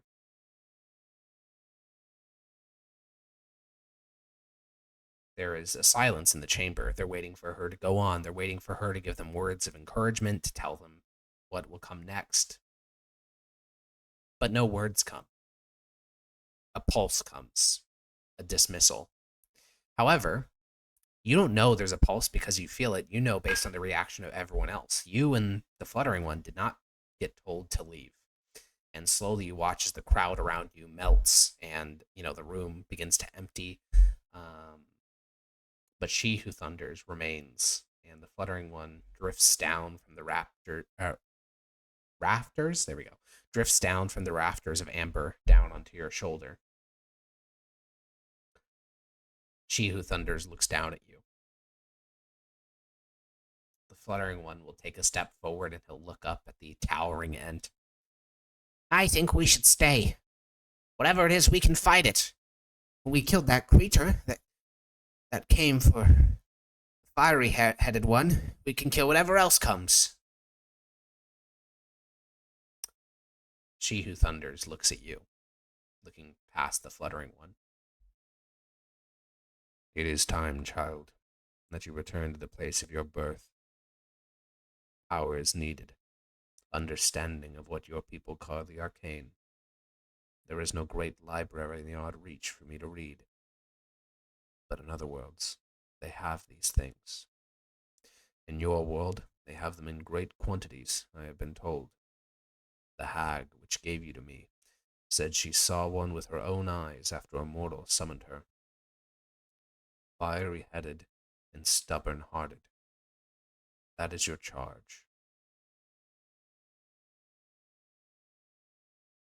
I think she definitely gets a lot of feelings of sadness, concern, worry. The fluttering one feels angry, and he will kind of gesture a little raised fist up at she who thunders. She can barely feed herself. I take care of her clothes, I feed her meals, and her magics are trifling. What could he possibly do that you can't? And she who thunders will open up a rare line of communication between you and her. As I said, it is a one-way street most of the time, but there are instances like this. Emerging from the floor is a very small little vine with a white light at the end of it. When you were very little, this was much more common, but you scarcely remember that now. All you really remember is that if you touch the white light, you and Skalatha can communicate with thoughts and emotions and feelings, and you wouldn't know this word, but telepathy, in a far more efficient way than any spoken people could ever do. Gotcha. Reach out and touch the light then. Yeah. Visually, nothing changes. You still are in a room, but immediately you get the feeling of something vast surrounding you, so vast that you can't comprehend it. And the golem, which has this deep kind of baritone voice, is gone. You're not sure why you hear the voice of like a protective matronly figure, whether that's Skalatha's doing or the doing of your brain, but it's the voice you associate with Skalatha. This golem or the other golem, the one shaped like a woman, to you that's not really Skalatha. It's a facsimile, it's an avatar.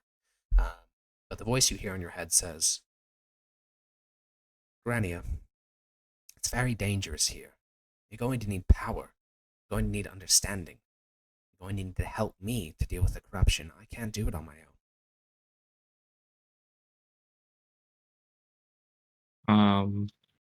So it'll kind of respond with just like, well, what can I even do? I'm barely able to even cast basic magic. You are now, and you may think that, but where you're from, you will actually be quite powerful. They won't understand you. They'll probably be frightened of you. I have never been there, and I can only give you what I've heard from travelers. But if what I've heard is true, I think you can become very powerful. But more importantly, you can know things. That's all you must do.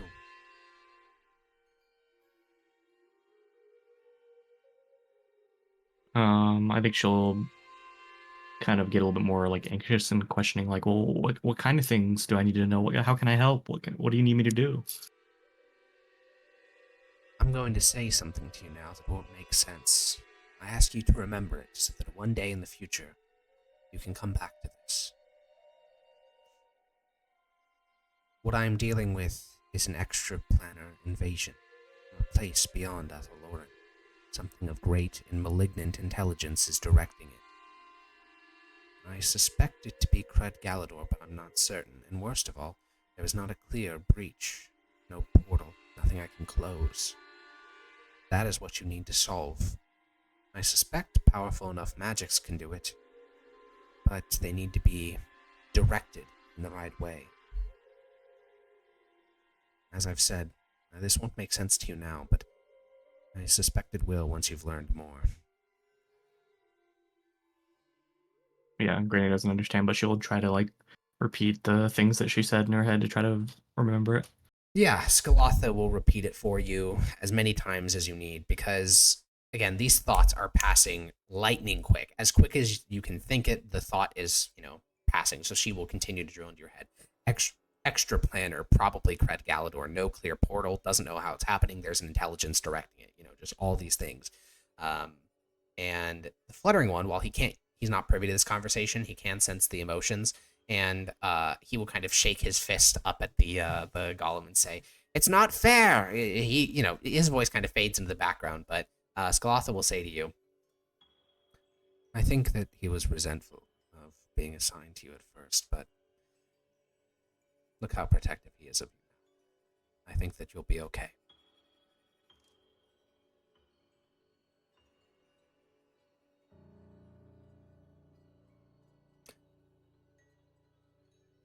And the small communication branch will retract back into the floor. And the fluttering one is completely not ill-regarded. Like, the Skalatha ignores him. And Skalatha will return to the amber mirror and melt into it. And the fluttering one doesn't look at you. But what are you feeling? I think definitely worry, confusion, a little bit anxious about like the expectations that have been placed on her now. She doesn't really understand what she's supposed to do or how to do it. He looks at you. We're not actually doing this, are we? We're not going to the The Boglands? She'll kind of respond like if she needs our help, then that's what we need to do. Yeah, you have this emotion of resolution, like you're confident, and I mean, he seems very surprised. And he'll look at you and say, "But you're barely even a human. You don't know any languages. You don't know anything about them. They're dangerous. They kill us." Her response is a little bit more like forward and steadfast. Just like if she came to us out or in help out of all the other creatures here, then there's something that we can only do, and we need to try. You're a child. You haven't even been alive a full season. Do you not trust Skalotha's judgment then?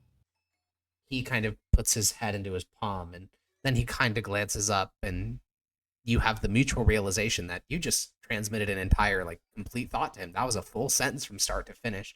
And he says, "I guess if you're going, I'll have to go too. Do I even have a choice in the matter?" It doesn't seem like it. How she'll respond.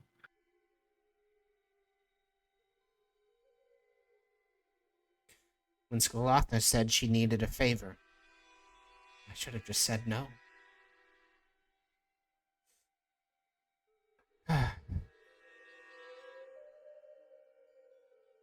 He kind of swallows.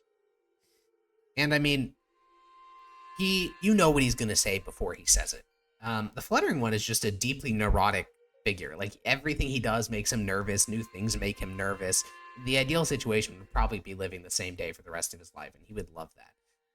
And you constantly challenge him with new situations, and similar to every other time, you know, when he had to change the diaper of a human baby, that was a traumatic experience for him. And much like that, this is like, you know, he doesn't want to do this. This seems miserable. It's scary and dangerous. But a lot of the other things he's had to do in his role as your caretaker have been a lot like that.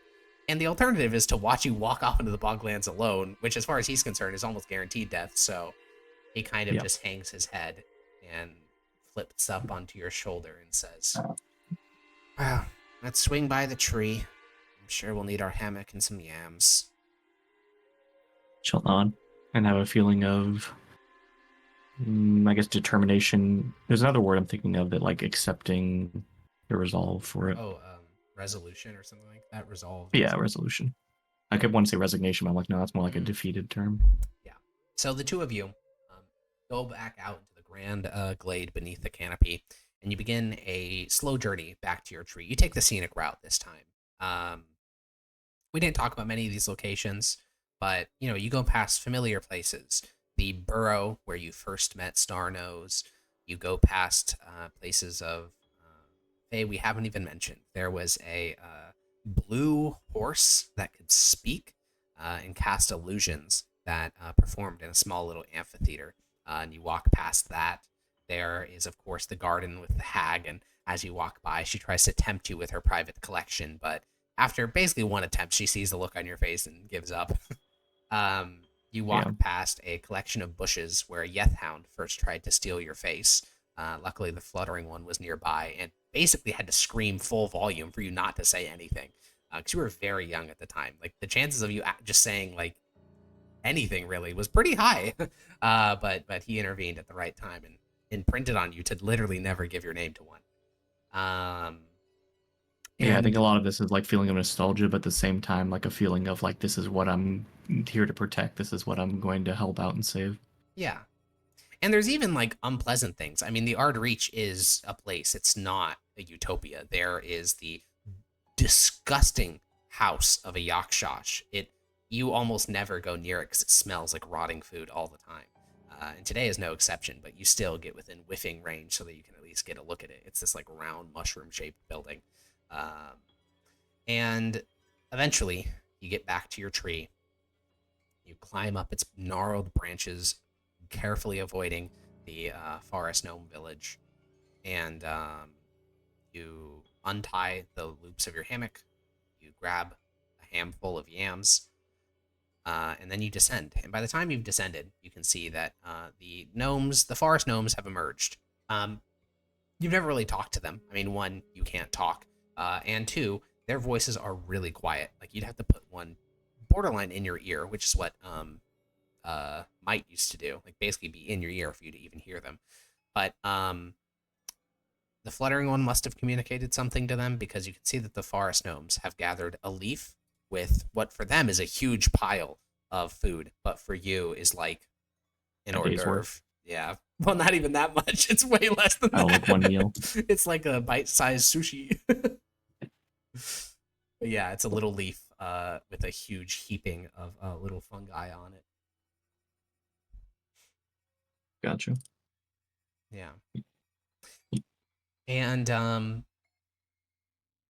they're so the two of you, you and the fluttering one, regroup, and then he's kind of hovering in the air for a moment, and the emotion passes through you, which is where do you go to leave the Ard Reach? You've never done that before.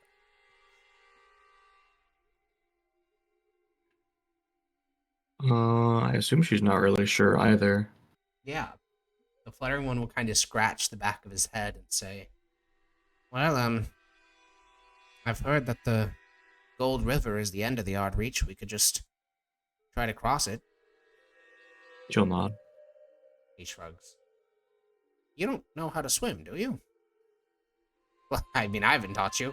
Do you humans come with that?" She'll just kind of like shrug and like, I don't know. I guess we'll see. And the two of you begin to go in the direction of the Gold River. The journey there is normally quite a short one. So you continue walking, and it is nighttime now. Nighttime is a little bit scary on the edge of the Ard Reach, which you aren't there yet, but within the Ard Reach proper, everything is well lit, and the kind of iron grip of Skalatha holds. Like, if you do anything wrong, there is something will happen to you. Now, you've never seen anyone punished by Skalatha, but, you know, there's always the threat. One still follows it. Yeah. Yeah, but on the edge here, occasionally, things will pop in. You know, especially with all the corruption about lately. So, you don't really have a source of light, but you don't really need one that much, because you can always just look through the fluttering one's eyes now, who can see quite a distance in the dark here. And you hear the splashing of water before you see the river. And soon enough, you see a river with golden waters. You've never really thought about it before, but it is kind of weird that the water of this river is gold. There are pale gray rocks in the river, and it's about 20 feet across. It doesn't look easily fordable in any spot. Say it one more time, sorry. It's about 20 feet across, and it doesn't look easily fordable. Like, there's no area where it's like a bunch of rocks like interline that makes it easy to walk across the river. She'll kind of just communicate, well, how do we get across? Or how do I get across? Yeah, I mean, he just flies to the far bank and looks back at you. She'll like give off emotions of like annoyed and perturbed, like, well, what about me? He kind of shrugs.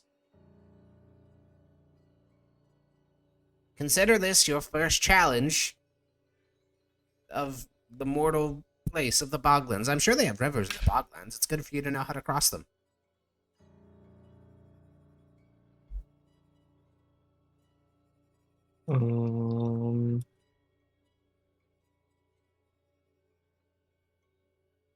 Can't do anything with that. Are there any trees that maybe like stretch over it, Yeah, or so anything yeah, that's this is gonna not a hop glade, across? so there are two types of trees here. There are the Scalathan trees on your side of the river. There is a 300-foot tree, like not that far away, which easily stretches over this river. But there are also shorter trees. These are little, basically baby trees that grow up in the shadow of a massive tree. And you've been told by the fluttering one that whenever one of those massive trees dies, all of these, you know, sprout up and compete for that position, all of them being Scalatha. But they're about 40 feet high. So you'd be very high up in the air, which should give you enough leverage to like jump to the far bank, or at least to a tree on the far bank and then climb down. Yeah, I think she'll do that. Okay. Stubbornly. Make me an athletics check. Or I guess just roll d20 plus -1, Is it plus dex? 1, +1. plus 1. Yippee! Yippee. Alrighty. That is a D20. That is not a D20. That is a Oh, 20. it's not 1d20. Yippee! I got the I don't guaranteed even know what I typed in. result. Okay. You begin to climb up the tree, and it's not that like it's hard. You've climbed who knows how many trees. It's just that today you're kind of out of it. Like you're trying to bring yams with you, you're trying to bring your hammock with you. At one point, you consider giving up your hammock, but then you're distracted because you feel this insanely powerful emotion coming from the Flutter One. So, kind of unconsciously, you look into his perspective, and you can see that in the direction you came from, the direction of the Ard Reach, black smoke is billowing up from under the canopy, and the orange light flickers across the sky. Another forest fire has started, though this one's very close to the mother tree.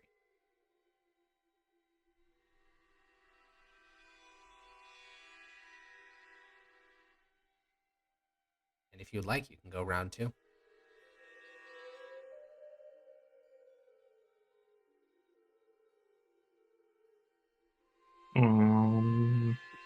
Sorry, repeat that one more time. If you would like, you can go round 2 on trying to climb the tree. Yeah. Okay.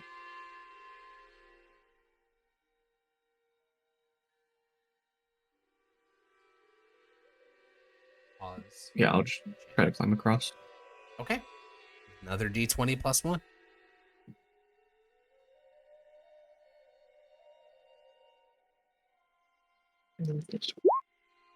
Okay. You struggle with some of the lower branches, but slowly you pull yourself partially up the tree. And as you're about halfway up, so you're about 20 feet in the air now, something catches in the corner of your eye from your side of the river. About 15 feet away from the base of the tree, so pretty close, there is a humanoid figure. His upper body is shrouded in a cloak with holes in it. It's kind of like a brown cloak, and only his arms and legs are visible. And they are like black, leathery flesh that's like very thin and like stretched over the bone and muscles. And the cloak covers up much of the torso and the face, but you can tell based on like the angle of the torso that the creature is looking up at you. I'm guessing I don't recognize this type of creature. No, not many Fae wear clothes, and those that do don't like cover themselves. Again, why would you need to hide your face? She'll see it and be apprehensive, but then continue cautiously. Yeah, I mean, you continue to slowly climb up. It doesn't seem to be pursuing you. You get another 10 feet up and you glance down, and you notice that the creature is now standing at the base of the tree you're on, and the grass around it in about a 5-foot radius. All the grass that it walked past is either is dead, and it is black and white, monochromatic. That will definitely make her more worried to like hurry and try to rush through. Yeah, the fluttering one is largely on his side of the bank. He hasn't really noticed until he starts to feel the fear from you, and then he glances over. And you try to focus on your climbing, but again, every once in a while, you get a perspective of the fluttering one, which is this creature is circling the base of your tree, and the tree you're on is dying. Whatever it's doing, just by being there, is killing the tree, and you can see, like through the fluttering one's perspective, the trunk is starting to turn black. And you only really need to kill the base of the tree for the whole tree to die. So make me another D20 plus 1. Yippee! You try to climb, but you don't fall. It's just that you move slowly, and it's not. By the time you're actually where you need to be, which is about high enough to get to one of the other trees, the tree you're on is starting to groan. Do you want to try to like move across one of the branches and leap to the far side of the river? Do you just want to hold on to the tree and hope that when it falls, you can land on the far side of the river? I'll try to leap before it breaks. Okay, make a dexterity saving throw. Okay. You move onto one of the branches as you can, and then there's like this thudding noise, and you look down, you can see this creature has slammed its head against the tree in an endeavor to perhaps unroot the dead trunk. So you shimmy out along this long branch, and now all that's left really is to jump. I mean, you're well positioned. Your tree's not dead yet, though there is the occasional thump against it. And you just You just jump. You plummet some 10 feet before your midsection slams against the branch of a nearby tree on the far side of the riverbank. And almost immediately, you look across the river and you can see that the creature has given up on hunting that tree. It is now pushing its way through the water. As the water like buffets against its shroud, the shroud is slowly removed inch by inch. And the creature, the shroud gets largely removed. Its face becomes visible. And I will give you an image of it in Discord, and in a moment I will put that on the stream as the creature pushes across the waters to approach you. Give me a moment. This is where, the latency is very noticeable. Well, I suppose you want to scramble down the tree and get to the fluttering one while we wait for this. Yep. Okay. So there it is for you, hopefully. Is it sending? It's not sending. There we go. It's Yep. sent to you. Okay. And then I will provide it for Chowder. Then we will dive in. So yeah, you scramble down the tree to go join the fluttering one. The fluttering one, unlike before, is not frozen in place because this thing is actively crossing the river. So with you, he's going to begin to pound into the woods. And here, I would like you to make a survival check because you have never been here before. So just going in a roughly straight line, or at least getting you further away from the creature, is going to be pretty critical here. Pretty critical. Okay, there we go. Alrighty. Boom. Chowder can see the creature. Okay. Oh, a natural one. Holy moly. All right, you begin to press into the woods, and almost immediately you are completely lost. You can hear the rushing of water, so you know you're not like looping back in yourself, but you don't think you're making any progress. And a moment later, you hear a sort of like hollow sounding breathing behind you, a like one of those noises through the woods. And the creature, whatever its name is or whatever it belongs to, is not that far behind you. And the fluttering one kind of pushes into your mind. Spell, please, something. I think she'll try to sleep it then. Okay. Roll your 7th level. So it's going to be a 7th level spell. So whatever the upcast is on that. Roll sleep. Yeah, I gotta do math. Hold on. Mm-hmm. While you're doing that, you are in a cluster of this is mostly for the other stream. You can focus on your math. You are in a cluster of bushes, and the sound of the boat came behind you. So by selecting the area where the sound came from, you can cast sleep on it. They're real freaky little guys. 82? Holy moly! Yeah. The horrible like breathing noise is replaced. Like there's a thud, and then you hear like this horrible breathing noise. Like it's clearly alive, but it just must have like sleep apnea or something. Bro needs a CPAP.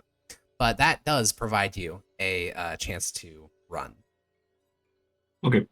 So you pound through the underbrush away from the slumbering creature. How long does it sleep for? 1 minute. That is enough for a head start.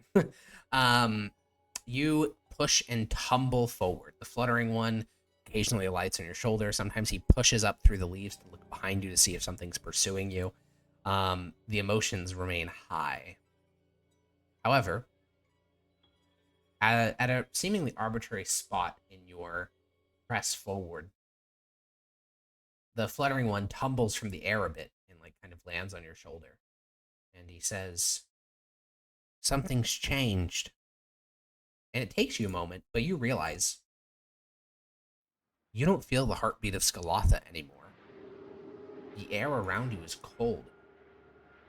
And just to contextualize that a bit, it has literally never been cold in the Ard Reach your entire life. Like, it's never been colder than room temperature. That's the coldest it's ever gotten.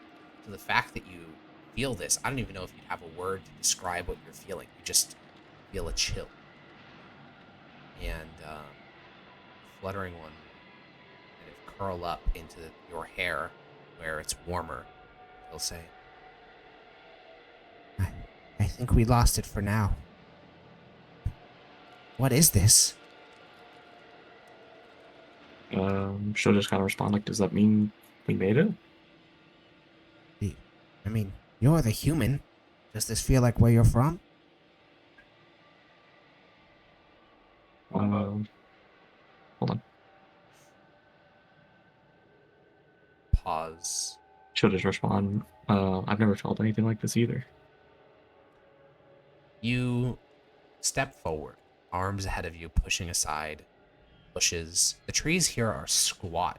They're like no taller than 60 feet. They look sickly in comparison to the Ard Reach.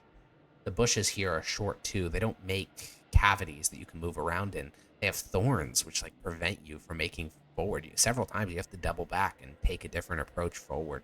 Your dress is torn to shreds by the time you spot a glade in the distance, the edge of this particular section of wood.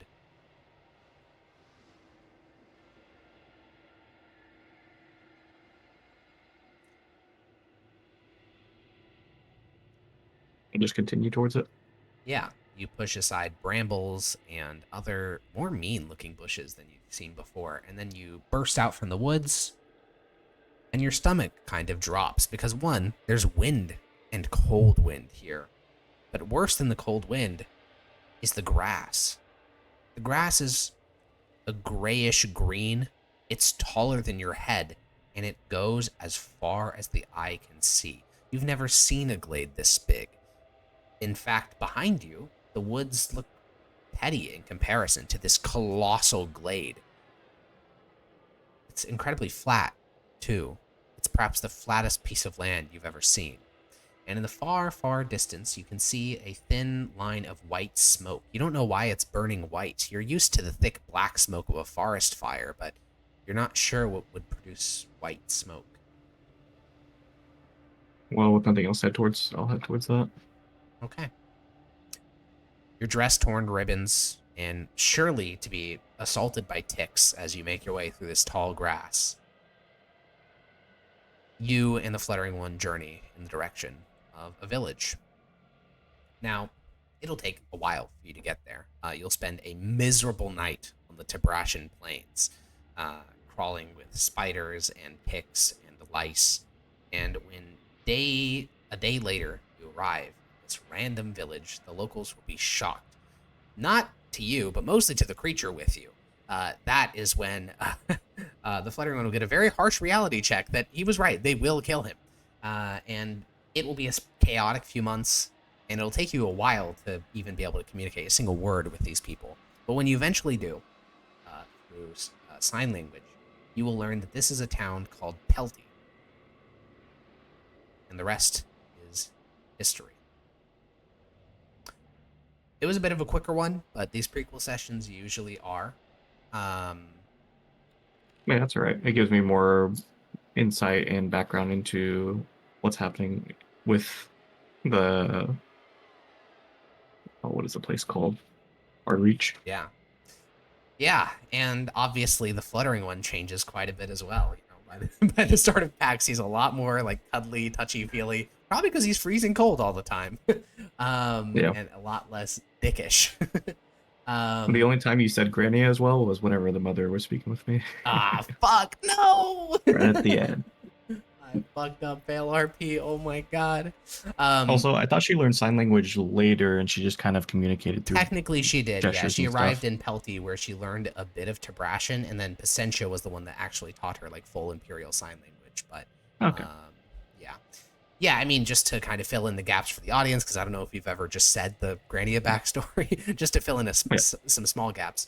After this, she will be known as like a wise woman of the village, even though she's like fucking 14 years old. And eventually she'll get put into the Imperial Battle Mage system, which will basically bring her to the start of the campaign. There's not really much that happens between those, other than obviously the deepening and strengthening of her relationship with Pacentia.